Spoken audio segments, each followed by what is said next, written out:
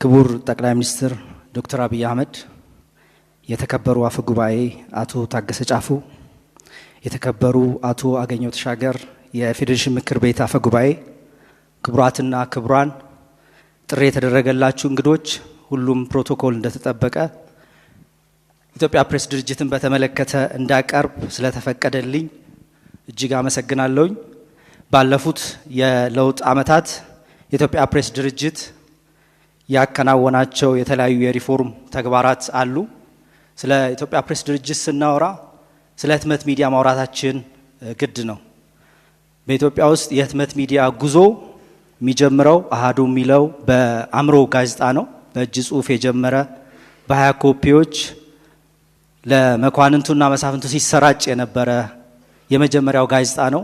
ቀጥሎ የመጣው ብርሃንና ሰላም ጋዜጣ በዘመናዊ የህትመት ማሽን እየታተመ የቀረበ ሌላኛው አንጋፋ ጋዜጣ ነው። በሶስተኛነት ደረጃ የምናየው አዲስ ዘመንና ዘኢትዮጵያን ሄራልድ ነው። እነዚህን ሁለት ጋዜጦች ልዩ የሚያደርጋቸው ከተጀመሩበት 1933 እና 34 ጀምሮ እስካሁን ድረስ ሳይቆራረጡ መታተም መቻላቸው ነው።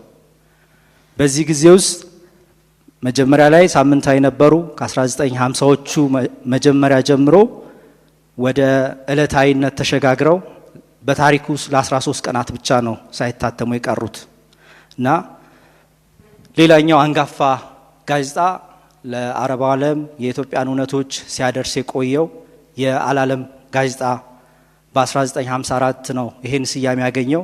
ምንም እንኳን ይሄን ስያሜ አግኝቶ 1954 ላይ ቢጀምርም ከዛ በፊት ስያሜ ለውጥ አድርጎ ነበረ።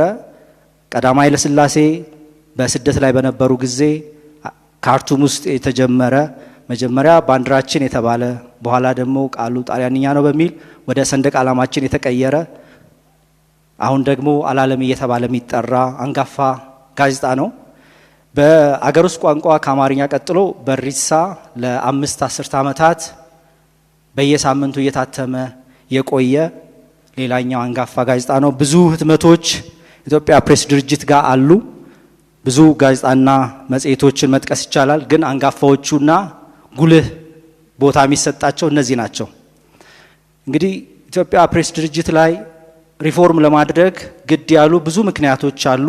ነገር ግን በዋናነት እነዚህን 4 ጉዳዮች ማንሳት ይቻላል።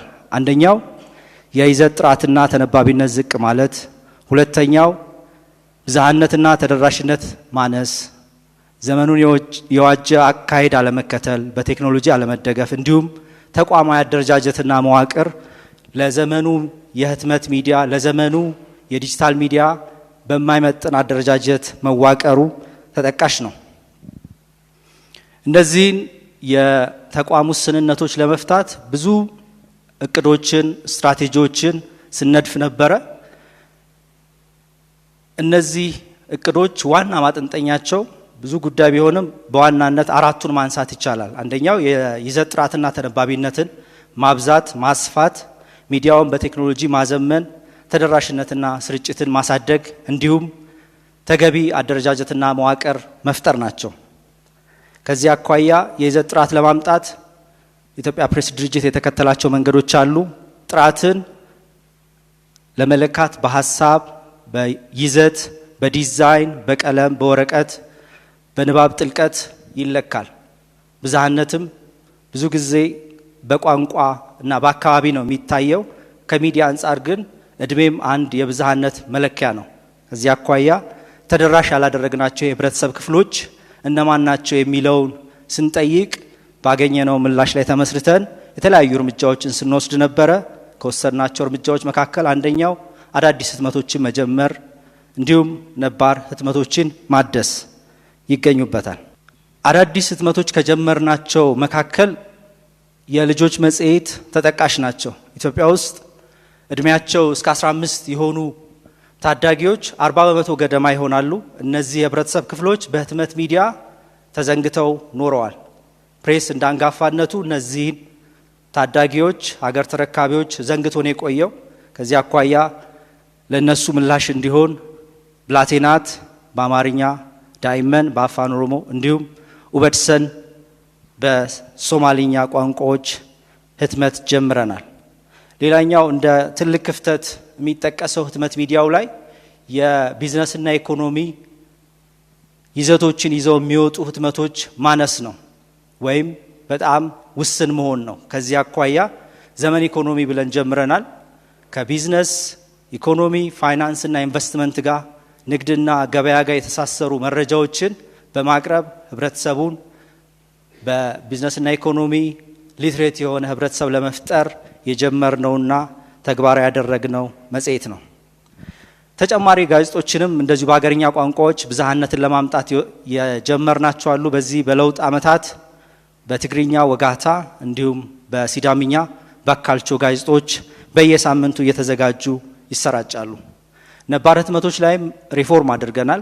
ተነባቢነት እና ጥራትን ለማሳደግ ነባር ህትመቶች ከሆኑት ውስጥ ዕለታዊዎቹን ዘኢትዮጵያን ሄራልድና አዲስ ዘመንን በሌአውት፣ በዲዛይን፣ በትንታኔ፣ በሀሳብ ጥልቀት ሪፎርም ተደርገው እየታተሙ ይገኛሉ። አፋን ኦሮሞ ላይ የምናዘጋጀው የበሪሳ ጋዜጣ ከ5 ዓመታት በኋላ በሳምንት አንድ ጊዜ ሲታተም የነበረውን በሳምንት 2 ጊዜ ማተም ተጀምሯል። ይሄም አንዱ የሪፎርም ተግባራችን ነው። አላለምን ወደ ዲጂታል ወደ ሳምንታዊ ዳይጀስት ቀይረን በዲጂታልም ተደራሽ ለማድረግ ለቋንቋው ተናጋሪዎች ተደራሽ ለማድረግ እንደዚሁ ተግባራዊ ተደርጓል።